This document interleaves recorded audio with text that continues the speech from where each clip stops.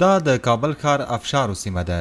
په دې ځای کې د سړک پر سر ډول ډول تازه میوې پلورل کیږي.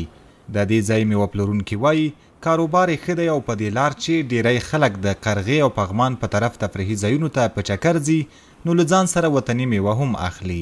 دوی وایي د اونۍ په 2 ورځو کې پلور ډیر زیات وي. پنجشنبه، چهارشنبه، جمعه ډیر بیروبار دی. داسې بیروبار یې زښت دی. خلک ډیر راځي. خلک چکر ته ځي.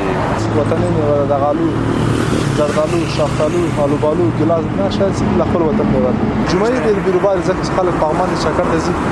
بس میوه اخلي، هندوانه، میوې، آم دا شیان ډېر اخیستي بیا ځي چکر ته پغمان.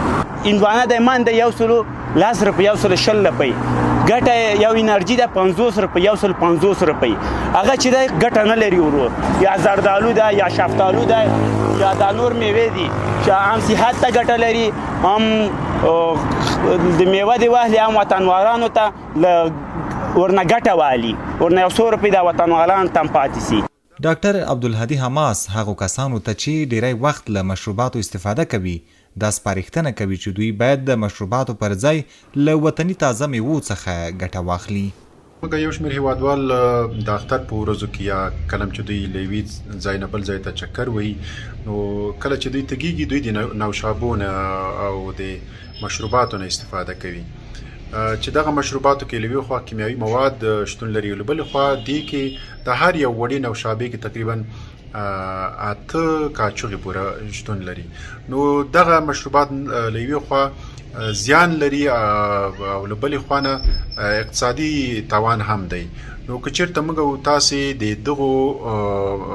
دغو مشروباتو په ځای باندې وطني میوې وخورو له یوې خوا خو به مو وجود ته ګټه ووي او له بلې خوا نه به زموږ د اقتصاد په پیاوړتیا کې هم مهم رول ولوبوي. په هیواد کې له خپلو داخلي تولیداتو او محصولاتو څخه د ګټې اخیستنې په اړه د اقتصادي چارو کارپوهان وایي چې دا د هیواد د اقتصادي برخې د پیاوړتیا سبب کیږي. عبداللطیف عاطف وایي د هر هیواد اقتصاد په داخلي تولیداتو ډیر تکیه وي.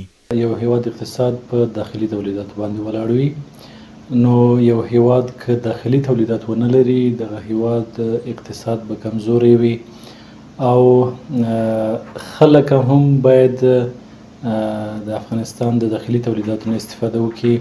هغه که میوې دي هغه که نور تولیدات دي کله داخلي تولیداتو نه خلک استفاده وکړي یا خو به بزګران ډېر دې ته وهڅول شي چې دوی زیات میوې او هر څه وکري به د بزګرانو ورسره د خلکو اقتصاد به دې سره ښه شي.